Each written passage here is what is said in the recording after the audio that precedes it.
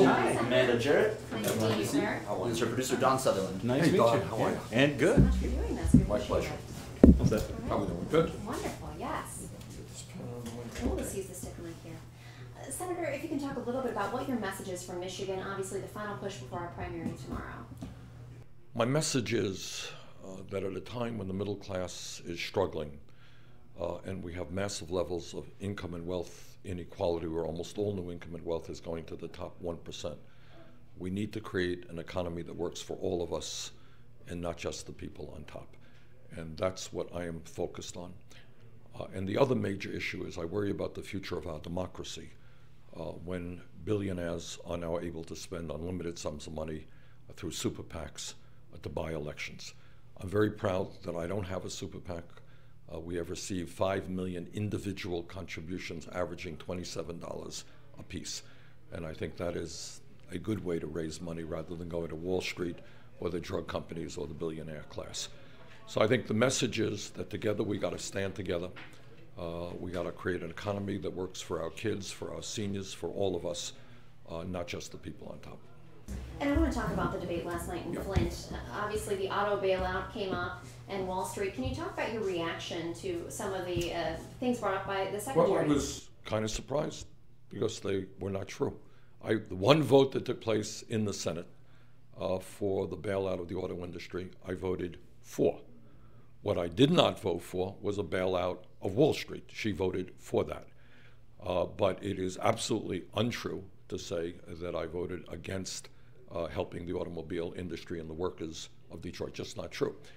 I think she became very defensive because her record is very consistent in supporting virtually every disastrous trade agreement that has come down the pike, whether it is NAFTA or permanent normal trade relations with China or the trade agreement with Vietnam, agreements which have helped create a situation where corporations shut down in America, throw American workers out on the street and move to low-wage countries abroad. That has been horrendous for this country and especially for the Midwest. So I think she became a little bit defensive about her record on trade and tried to be disingenuous in attacking me in another way. And I want to talk about the gentleman who stood up last night and asked about how to curb gun violence. He's the father. Just met with him. He's in the next room. Wonderful. Can we talk about that Sure. in your reaction? Afterwards, he said that he felt like he wanted to hear more about how to deal with the gun violence culture. Right, and I just literally met with him 2 minutes ago. Look, we have an epidemic of gun violence in this country. Every American is appalled by these kinds of mass shootings.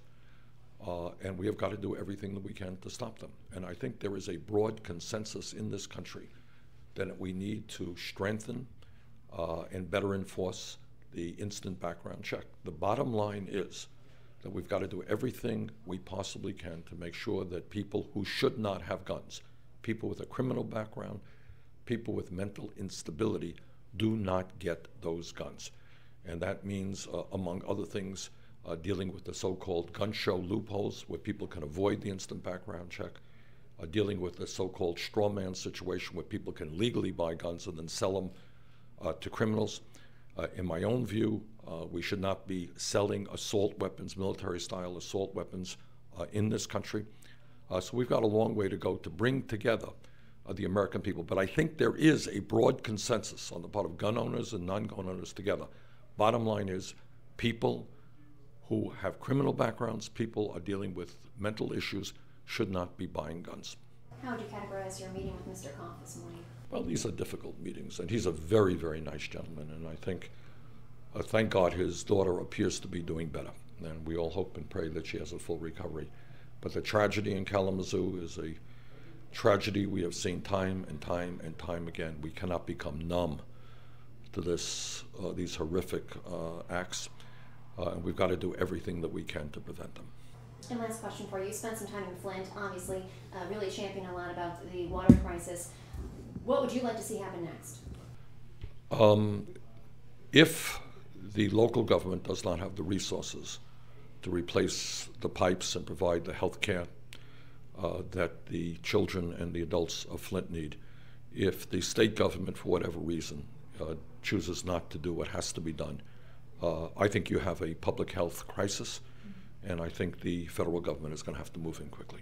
Thank you so much, Senator. I Okay. appreciate it. Thank you so much. Thank you.